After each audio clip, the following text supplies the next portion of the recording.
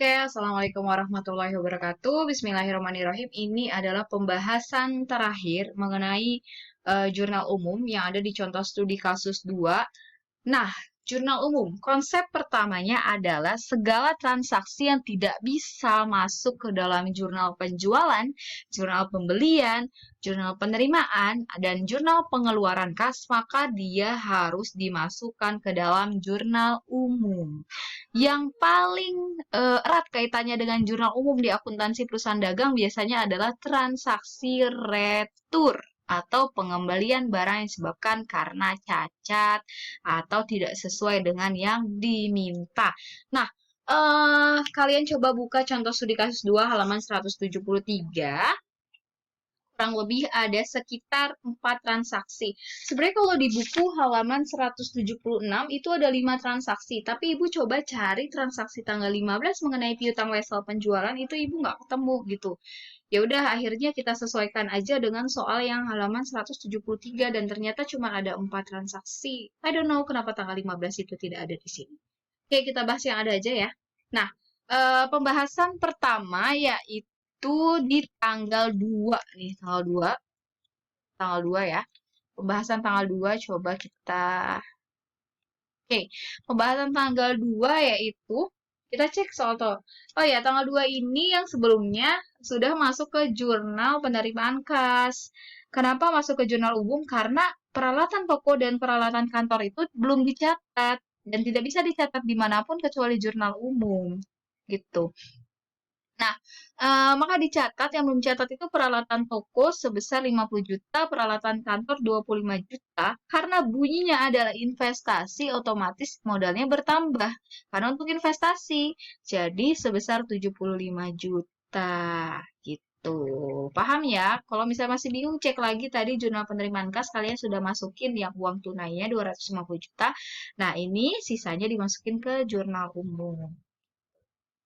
Nah, selanjutnya adalah retur. Nah, tanggal 9 kita tandain tanggal 9, kita tandain dengan warna yang agak seger. Nah, kuning. Tanggal 9 itu bunyinya adalah diterima kembali barang dagang dari toko laris 150.000 karena tidak sesuai dengan pesanan. Kalau sudah kata kuncinya diterima kembali, otomatis ini adalah retur. Tapi bagaimana cara menentukan apakah dia retur penjualan atau retur pembelian? Kalian cek. Caranya adalah seperti ini. Diterima kembali barang dagang dari toko laris 150.000 karena tidak sesuai. Kita cek toko laris 150.000. Nah, si toko laris itu ada transaksi tanggal 8 ternyata. Awalnya di transaksi tanggal 8 Agustus, itu kata-katanya adalah dijual. Otomatis kalau dijual berarti dia penjualan.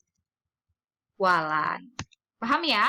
Tanggal 8 Agustus itu kata-kata dijual berarti dia penjualan. Nah, otomatis ketika tanggal 9 dikembalikan barangnya, nah penjualan ini berarti dia adalah retur penjualan. Tuh, jadi nggak bisa penjualan retur pembelian. Bisa. Penjualan retur penjualan. Nah, makanya ketika barang dikembalikan yang muncul adalah retur penjualan di debit. Nah, kenapa? Karena penjualan ini saldo awalnya adalah kredit. Jadi saldo awal penjualan adalah kredit.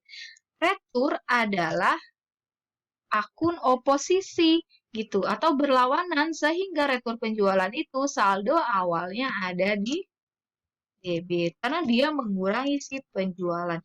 Jadi dia bertambah di debit 150.000. Nah, piutang dagangnya berkurang.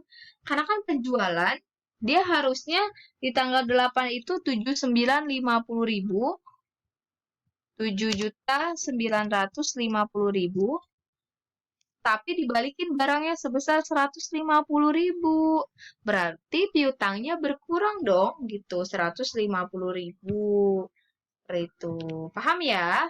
Nah, coba cek ke konsep selanjutnya mengenai retur pembelian itu ada di tanggal 19. Di tanggal 19 dengan bunyi dikirim kembali. Oke. Kata kuncinya adalah dikirim kembali kepada PT Indofood barang sebesar 7.500.000 karena tidak sesuai pesanan. So, kita cek transaksi sebelumnya apa sih? Ternyata transaksi tanggal 18 Agustus itu, kata kuncinya adalah dibeli. Dibeli guys. Jadi kata kuncinya adalah dibeli. Nah, otomatis kalau dibeli, apa yang terjadi? Maka dia pembelian. Nah, pembelian, saldo normal pembelian adalah di debit. Jadi, penjualan kredit, pembelian debit. Penjualan kredit, pembelian debit. Gitu aja ya. Kenapa? Karena penjualan berhubungan dengan pendapatan, jadi di kredit. Dan pembelian berhubungan dengan aset. Jadi aset kalau belikan bertambah, jadi di debit. Nah, berapa di debit itu ada di tanggal 18 itu ternyata ada 20 juta. Nah, kita udah beli nih 20 juta. Ya kan? Nah, maka utangnya bertambah dong. Nah, ketika retur pembelian, berarti yang berkurang adalah utang dagangnya. Ini retur pembelian. Oh ya, Ibu jelasin dulu, retur pembelian itu saldo normalnya adalah di kredit. Karena dia oposisi dari si pembelian itu, atau berlawanan. Nah, oke. Paham ya? Ini kebalikan. Pokoknya debit, kredit, debit, kredit. Nah, kenapa yang berkurang utang dagang? Karena kan kita beli. Awalnya kita beli, kita nambah utang. Awalnya kita beli, kita nambah utang. Kemudian ketika barangnya kita balikin karena cacat, jadi barangnya kita yang balikin karena cacat, berarti utang kita berkurang dong. Gitu. Karena barangnya udah berkurang. Nah, itu konsepnya. Nah, semoga kalian paham. Tanggal 27 itu sama seperti konsep tanggal 9. Kita warnainya sama ya. Iya, kenapa terjadi retur penjualan? Kita cek diterima kembali dari toko laris, masih di toko yang sama, toko laris, karena cacat sebesar 700.000. Kalau misalnya ada kata-kata diterima kembali, berarti kita yang menerima barang. Diterima kembali, kita yang menerima barang, berarti dia retur. Diterima kembali itu retur. Kalau dikirim kembali, kita yang ngirim, berarti retur pembelian. Diterima, kita nerima barang penjualan. Dikirim, berarti kita yang ngirim barang, berarti retur pembelian. Seperti itu. Retur penjualan bertambahnya di mana? Di debit, karena akun kontra dari penjualan. Kemudian yang di kredit apa yang berkurang? Piutang dagang sebesar 700.000. Oke, seperti ini. Nah, ini rekapitulasinya belum Ibu isi, jadi kalian bisa isi. Mudah sekali ya. Biasanya jurnal umum itu banyak, tapi karena di jurnal khusus itu semuanya udah ada jurnalnya masing-masing, jadi jurnal umum kurang lebih hanya pencatatan retur saja.